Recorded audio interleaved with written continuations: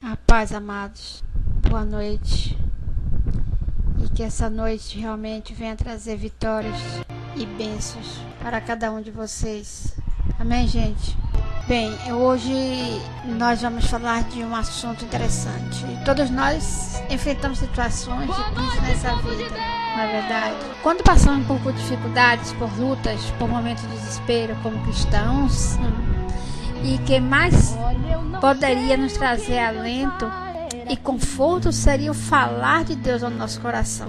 Isso você encontra em Isaías, capítulo 42, versículo 10 a 17. Quando Deus fala, seja através das escrituras, da pregação ou de um comunicar a nossa consciência, é certo que nós enchemos de ânimo e de esperança, pois assim conseguimos encontrar algumas respostas para os nossos dilemas. Mas, meus irmãos, nós precisamos ser realistas. Isso nem sempre acontece. Em determinadas fases da vida espiritual, acabamos de nos deparar unicamente com o silêncio de Deus. Falo daquele tempo em que Deus se cala, em que Deus não nos dá respostas. Falo daquele tempo em que Deus não fala no nosso coração. E isso nos deixa perplexos, desorientados, sem saber o que fazer, na verdade. De antemão, posso adiantar que este é apenas uma das vias de espiritualidade e é precisamente sobre ela que nós vamos tratar hoje. O silêncio de Deus projeta a realidade da nossa fé. Segundo a Bíblia, a dinâmica do falar de Deus e do não falar é um acontecimento sempre presente na vida do povo de Deus. O silêncio de Deus gera em nós o vazio, o sentimento de abandono. Vocês sabem disso, não é verdade? É este vazio, o abandono que o povo de Israel experimentou também no cativeiro da Babilônia.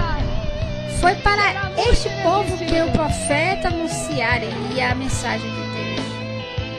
Quando Deus se cala, os homens tendem a tomar suas atitudes. É decidir por não mais buscar a Deus, ou 2, clamar a Ele para que fale e não permaneça calado. Com respeito a essa segunda atitude, o Salmo 28, fala sobre isso. No silêncio de Deus, os crentes podem desenvolver intensa atividade espiritual. Veremos que o silêncio de Deus, minha gente, tem o poder de trazer à tona o nosso interior. Assim saberemos quem somos, como estamos em Deus, ou se estamos em Deus. Nessas circunstâncias, trava-se uma batalha pela resposta de Deus, e nisso há um grande crescimento do conhecimento de Deus. É nestas situações, meus irmãos, deixa-se de lado a passividade e o conformismo. É em seu silêncio, Deus quer que falemos, que tomemos iniciativa de fé. No silêncio de Deus, saberemos da profundidade da força dos nossos alicerces espirituais. É no silêncio de Deus que saberemos da realidade da nossa fé, ou seja, se ela está em atividade ou não. O silêncio de Deus, segundo pelo falar de Deus. Deus sabe até quanto suportamos ficar sem seu falar no nosso coração. Após a crise do silêncio, quando o homem cai por terra, sem recursos, a Bíblia sempre nos mostra de que Deus é misericordioso, Ele falará conosco. No texto de Isaías, Deus agora passa a gritar, a berrar como uma mulher em dores de parto. Em versos 14 você vê isso. Deus não se conteve para estabelecer comunicação com seu povo. Essa questão era urgente para Ele.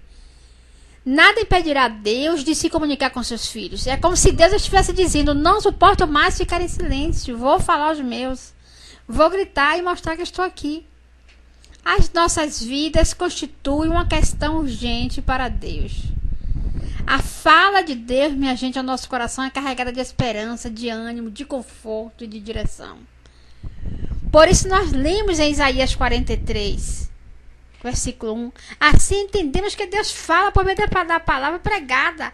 Fala a nossa consciência, fala por meio da leitura bíblica, trazendo alento aos corações cansados.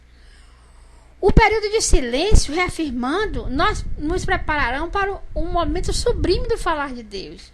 E este falar de Deus é a única palavra do mundo capaz de nos levantar dos nossos fracassos e nos fazer vencer. Saibam disso.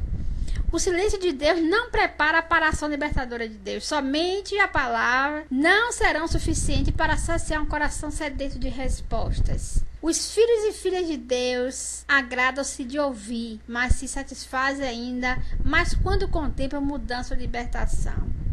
Esse ponto se torna claro com o episódio de Êxodo. Deus fala a Moisés, mas em seguida liberta o povo do cativeiro egípcio. Nesse capítulo de Isaías, o novo Êxodo está por acontecer. O povo cativo voltará para a cidade de Jerusalém. O falar esperançoso de Deus, portanto, antecedeu a libertação integral. Por isso, nós podemos ter a certeza de que Deus nos conforta, nos enche de esperança por via da sua palavra, mas que igualmente atenderá a nossa necessidade física, emocional e espiritual, né, gente? Trata-se de ações concretas da parte de Deus que se realizam entre aqueles que creem. Falo da resposta que eles serão dadas após o período de silêncio. Tomo como exemplo aquele que permaneceu um bom tempo sem emprego, o silêncio de Deus. Quando Deus lhe abre as portas, lhe dá emprego, entendemos aí que está presente uma ação libertadora.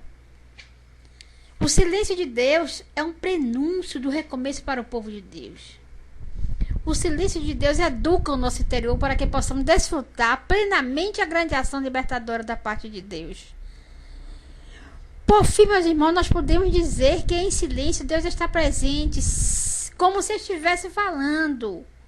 O silêncio divino se torna a forma total, falta de atividade e desinteresse por seus filhos. Há um propósito para todas as coisas debaixo do céu, inclusive no calar de Deus. Se experimentamos a ausência de palavras, é certo que simultaneamente poderíamos experimentar a presença constante do amor.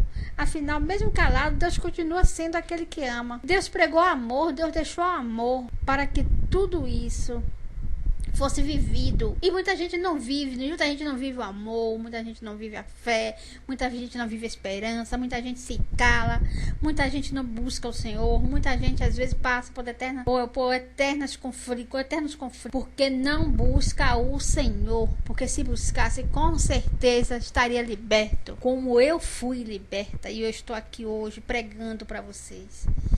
Amém, irmãos? Bem, eu quero agradecer a presença de todos vocês. Infelizmente eu vou ter que terminar o nosso culto, porque tenho que ainda comparecer a 2 congregações. Infelizmente, meus irmãos.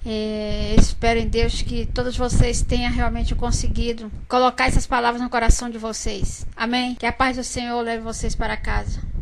O nosso querido e amado pastor tomará a palavra agora. Fiquem na paz do Senhor.